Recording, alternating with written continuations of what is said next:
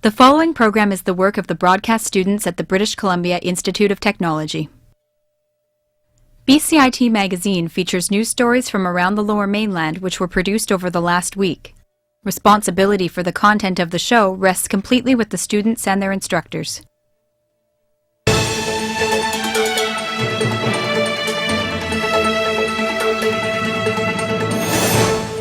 Today on BCIT Magazine, BCIT's Burnaby campus is getting a colorful facelift for its 50th anniversary.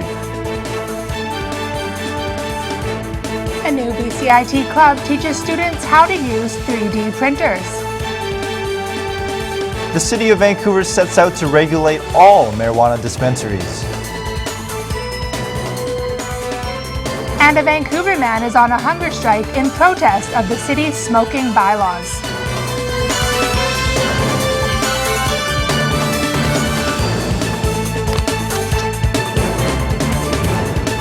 Hello and welcome to BCIT Magazine. I'm Lindsay Howe. And I'm Calvin J.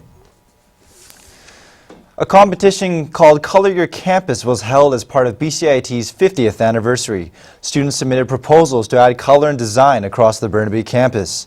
Tim Brooke caught up with the big winner, who is sure to leave a lasting impression on the school. Herman Ho only has 7 months left in his web design course at BCIT, but now, thanks to Color Your Campus, his work will be remembered long after he's moved on. The day that they announced the winners for the competition, I stayed up all night refreshing the web browser, making sure that my name was up on the website. So when I finally saw that it was in fact my name, I was very excited. 3 of Ho's designs are on display after his victory in the contest, which was part of the Institute's effort to liven up 6 areas around the school. The designs were approved by students and staff in an online vote, and they'll all be erected by the end of this month. No, I did not expect to win 3 times at all when I entered the competition. It was just an opportunity to try my skills and see where it goes. So I'm really fortunate and happy that I was able to win 3 of the 4 entries. The committee that penned the Color Your Campus idea think that the designs add a bit of character to BCIT. A number of us went around to the different campuses and sort of located places where we thought we could use a bit of color and design, but mainly we wanted to give BCIT a lot of presence. Ho says that seeing his ideas turn from sketches into massive designs might take some time to get used to. It was overwhelming to see my designs on the computer screen and then printed and installed. Though the Color Your Campus submissions jury had to sort through a combined total of 65 entries, BCIT students were only eligible for 4 out of the 6 categories, a fact that makes Herman's 3 displays all the more impressive. I'm Tim Brooke in Burnaby for BCIT Magazine. BCIT is also celebrating its 50th anniversary by assembling a time capsule that will be filled with school artifacts to be opened on the school's 75th anniversary. The school did something similar for its Fab 50 celebration, where students put in items they felt represented BCIT in 1984. IT is known for providing a hands-on learning environment. A new campus club called Tinker Shop is giving students access to 3D printers. Mandy Curry met with the club president to learn more about this new technology. Some keen BCIT students are escaping assignments and exams to take on additional projects like 3D printing. Brian Hellard is devoting his free time to learning the ins and outs of this technology. So it draws out one layer of your object and then lifts up a tiny bit, draws out the next layer, lifts up, draws out the next layer, and then it just slowly builds an object that way. 3D printing is a process that creates 3-dimensional solid products from one digital file. Tinker Shop members are learning how to create these prints from scratch. They also use websites showcasing digital design files such as Thingiverse.com. Final prints range in price depending on size and material. We've been pricing our prints on a per gram basis, so we're going at 15 cents per gram. So if you have a small object like this, it'll only be $1 or $2. Most of the current club members are from the Mechatronics and Robotics program. At an open house, the club emphasized the students don't need a background in mechanics to learn how to use the printers. We all want to build them, right? A makerspace is a place people can come to share their tools, resources, and ideas. Some students use the space to work on major projects. What I'm doing here is I'm building a temperature-controlled box or a hot box, which, like easy bake oven style, will use a light bulb to turn on and off to put heat into this enclosure so that we can keep the plastic at like 70 degrees until the print is done.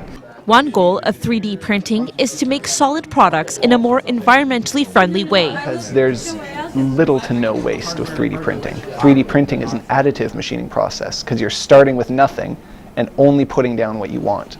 As advancements lead to more opportunities for 3D printing, BCIT students are hoping to stay on the cutting edge of this innovative technology. Mandy Curry in Burnaby for BCIT Magazine. The City of Vancouver is planning to charge marijuana dispensaries $30,000 to operate. 20 shops have popped up in Vancouver alone this year, prompting the city to propose new regulations. Katie Johnson takes us to a dispensary that could be affected. Girl Scout cookies. Emerald Azunction is a spokeswoman for the BC Compassion Club Society, a non-profit medical marijuana dispensary. With the city proposing regulating all weed business, she says those who aren't turning a profit will likely suffer. We really hope that we'll be able to run business as usual. I mean, we've been running 18 years without these rules, so who's to say that they'll totally be able to shut us down. As it stands, if the proposal is approved, as many as 25% of existing businesses will be forced to close. If the proposal goes through, the club would have to close down, and that would be tough on its members like Star Tricky. It's been around for such a long time, and they have a huge membership of people that rely on the Compassion Club for their medicine, so I think it would be quite a tragedy. The club's biggest concern surrounds edible marijuana products, including everything from brownies to butter. As for the city, it says the regulations are overdue. It accomplishes what we want it to do, and that is the number one complaint I've received from people in Vancouver is that many of the marijuana shops are near schools. In fact, many of them are in places where we wouldn't allow a liquor store, and they just want to get them out of that area. So that's exactly what our staff have created. In the Compassion Club Apothecary, it's business as usual. The proposal is still in its early stages, although Azunction and the Compassion Club won't be able to pick and choose what the city's terms will be. They believe the plan is a step in the right direction as a first move towards regulating the marijuana industry. Katie Johnson in Vancouver for BCIT Magazine. We're now joined by Katie Johnson, who's been following this story closely. Katie, what's the latest on the city's proposal? Well, Calvin, the vote went to council and it was approved. So now it will go to a public hearing around next week. We do know that it wasn't a unanimous vote. Not all councillors are on board with marijuana legalization. Calvin? And how has the federal government reacted to the city moving forward with the motion? Yeah, they're not very happy. Health Minister Rona Ambrose and Public Safety Minister Stephen Blaney both have signed strongly worded letters of opposition to both Vancouver Police and City Council. It's very clear at this point that the federal government is not on board with this motion. Back to you. Vancouver's hookah shops are facing an uncertain future after an anti-smoking bylaw was upheld by the BC Supreme Court. But as Alison Croker found out, one hookah house owner isn't giving up without a fight. Hamid Mohammadian has owned and operated the Persian Tea House in Vancouver for 17 years. Mohammadian has been starving himself for almost 2 weeks after learning that the future of his hookah shop may be in jeopardy. Today is 13th day. I am fast, just water and tea. He is on a hunger strike, a desperate protest of a Vancouver bylaw that prohibits indoor smoking. This is my last chance. I can do nothing. The bylaw was passed in 2007, and after 8 years of legal battle, the BC Supreme Court has rejected Mohammadian's last appeal for an exemption. Smoking herbal mix is legal in other municipalities in the Lower Mainland, including Burnaby and the North Shore. I spoke to the City of Vancouver this morning and they declined to comment on camera. They did release a statement pointing to the BC Supreme Court ruling. At the end of the hearing, Justice Leask dismissed the appeal with reasons for judgment to follow. Until the city begins to issue fines, it's business as usual at the Persian Tea House. But there is concern for its ultimate fate. I think it's unfair how the city wants to remove a shop like this. I think it'd be a huge loss. Like, I'd be lost for words even. Mohammadian is weak from his hunger strike, but says that years of being in court have taken even more of a toll. I don't have any money left. They hurt me. Meanwhile, Mohammadian plans to continue his protest, even if it means his life. I'm 68 years old. What I have to do? I'm tired. I'm very tired. Alison Croker in Vancouver for BCIT Magazine. Coming up next on BCIT Magazine, a Langley Animal Welfare Group is helping give homes to the city's increasing stray cat population. And a new Westminster man will soon be recognized for his volunteer efforts.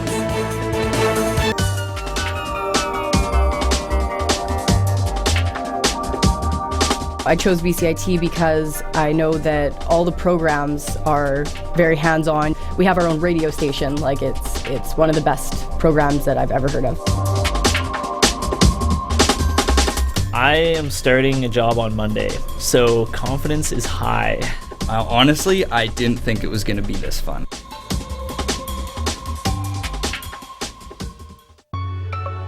A defining moment for me was when I finished my first internship and got lots of really great feedback from industry professionals. I would have never imagined I'd be walking into the floors of TSN and thinking, I'm not a student anymore, I'm here to work. I will be starting a job with an investigative news program in Toronto, and I'm really excited to see that grow into what will become, hopefully, my dream job. BCIT broadcast and online journalism, putting you to work.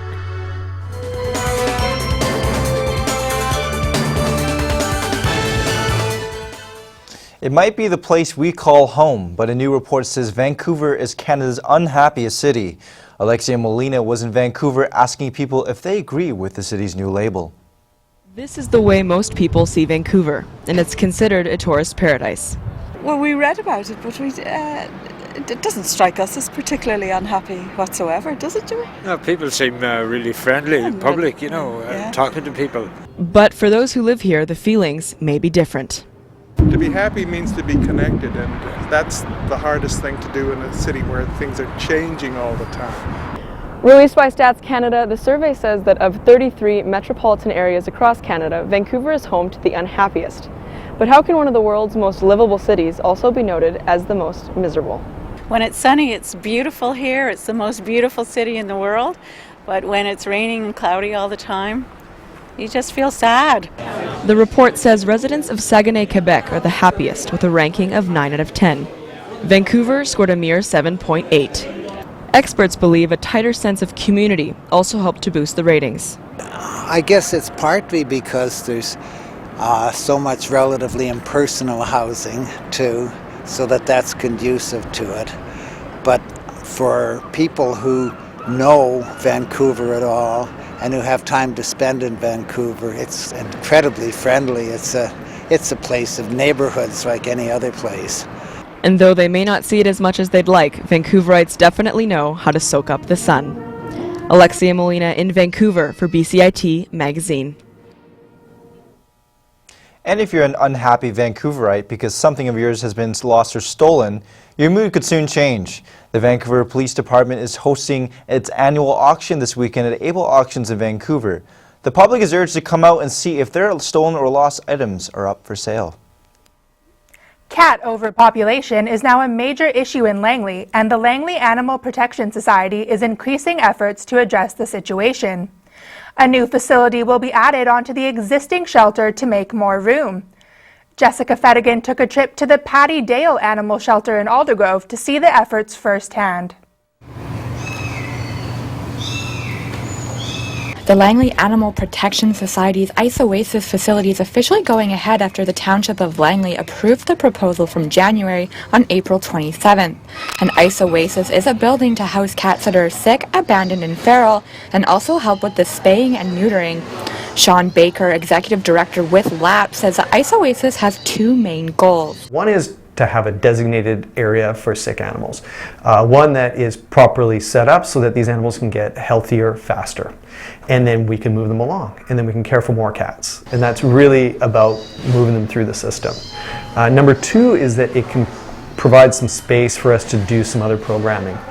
Another thing that we become involved with is the trap, neuter, return program.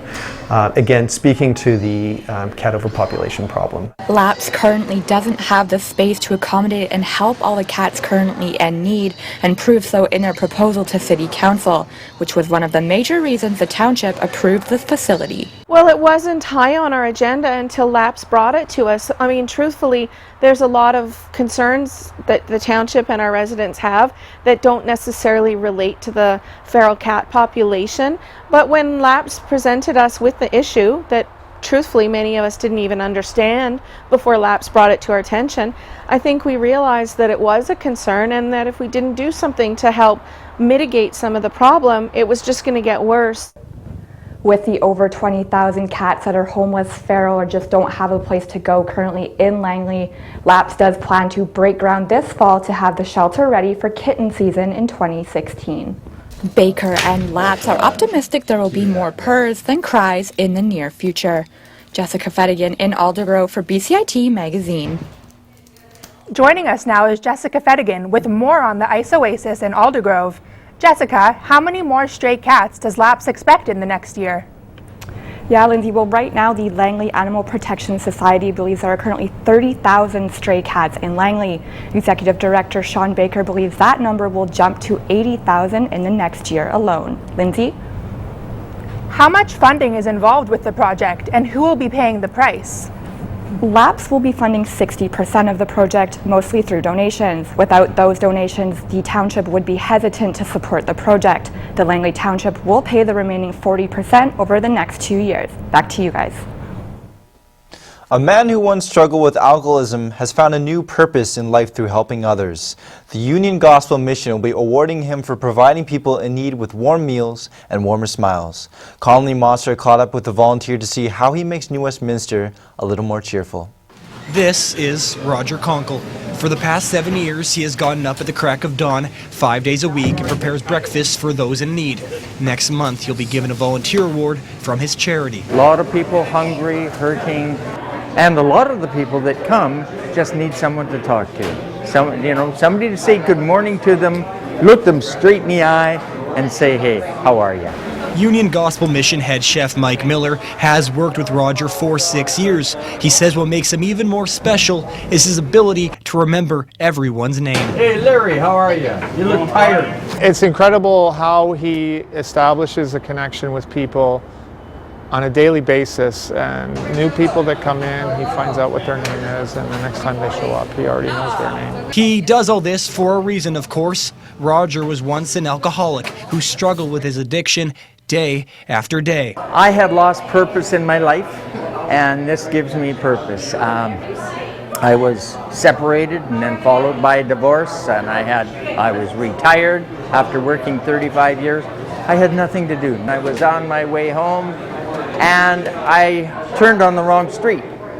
I turned on Clarkson Street, and I came walking down. What is this big long lineup? There were about 150 people outside lined up for breakfast. And so I knocked on the door. I said, do you need a volunteer? Looks like you got a lot of people here and they said, come on in. Now it's back to the kitchen for Roger, back to doing what he loves, back to remembering people's names. But it's the people that he has helped that always seem to remember his. Conley Mostert in New Westminster for BCIT Magazine.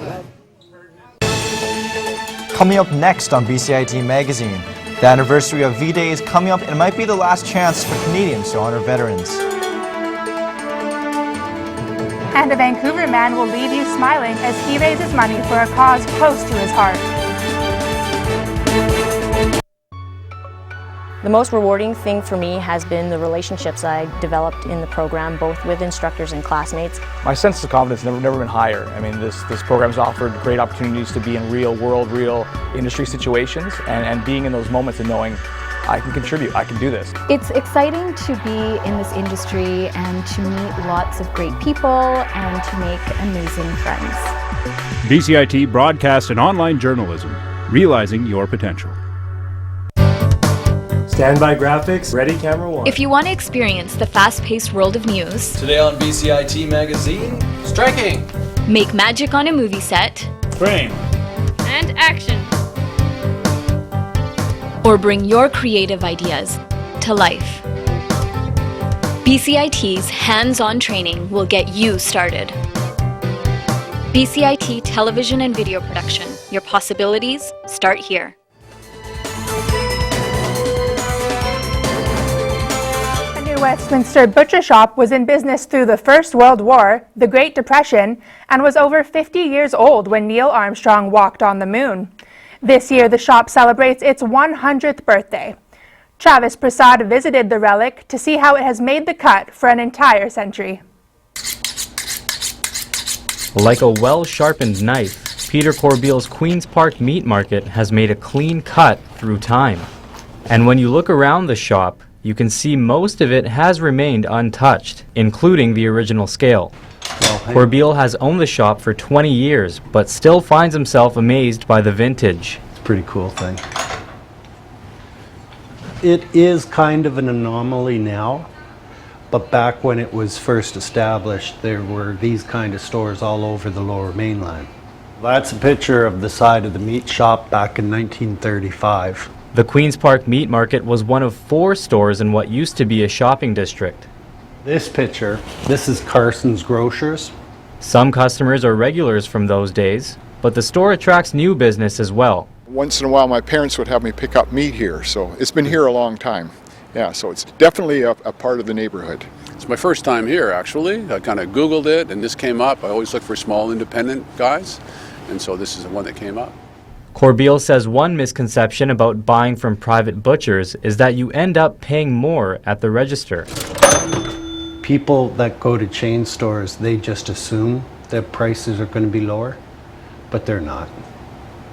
I go into the stores to check prices and I'm amazed at some of the prices they charge. Despite the presence of large chain grocery stores, Corbeil doesn't think his century-old shop will be on the chopping block anytime soon. Oh, we're going to be here for another 100 years. At least as long as the customers want me here anyway.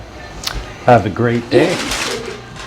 Travis Prasad in New Westminster for BCIT Magazine.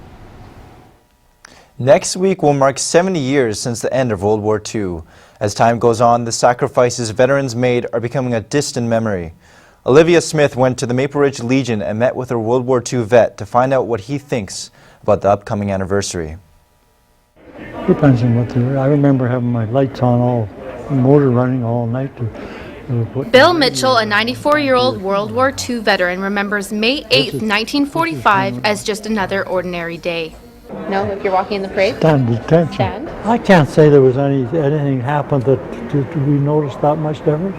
I guess we were told about it, no doubt we were. Don't forget we were kids. I hope I can watch it. Mitchell, who served in North Africa, Italy, and other parts of Europe, was just behind the front lines repairing battle-damaged vehicles. This LAD was called the Light Aid Detachment, and it did minor repairs while you were out in the service. Bill is reluctant to call himself a hero. His humbleness, a true testament to his selflessness. You know, we were just sitting there and ended. I don't think anybody paid any attention to it. It's been a long time. People are forgetting. People are also forgetting that even though we haven't had a war as per se, we still have members of the military that are losing their lives. A lot of the younger people now, they don't know what's going on. Why do you think that is? Because it's not in their books. Linda McEwen is a former executive of the Maple Ridge Legion. She hopes everyone will take the time to remember the sacrifices that were made 70 years ago. We just can't ever forget what the people that served, I get all emotional about it, what they gave to Canada and the world. And they were basically giving their lives. It certainly wouldn't do any harm. Don't let people forget it. Bill says he'll come pay homage to all his fallen comrades at the Legion on May 8th for what he thinks could be the last time.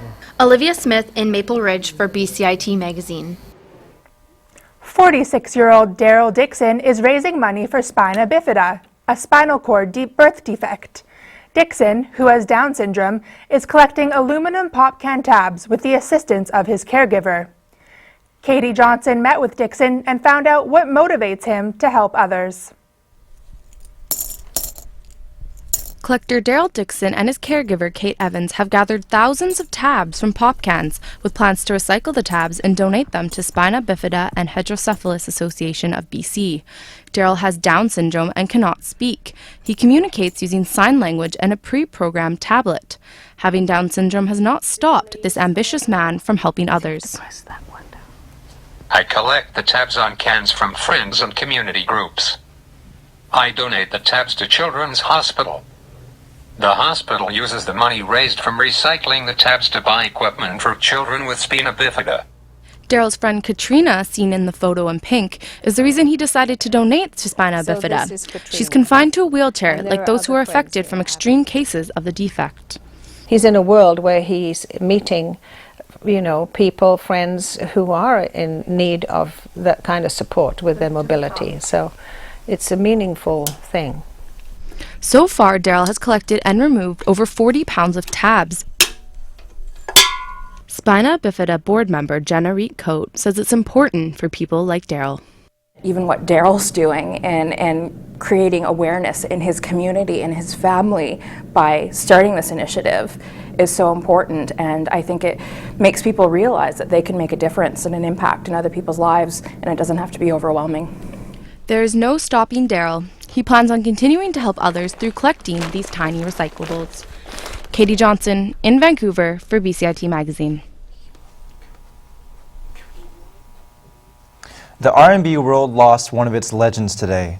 Benny King has passed away at the age of 76.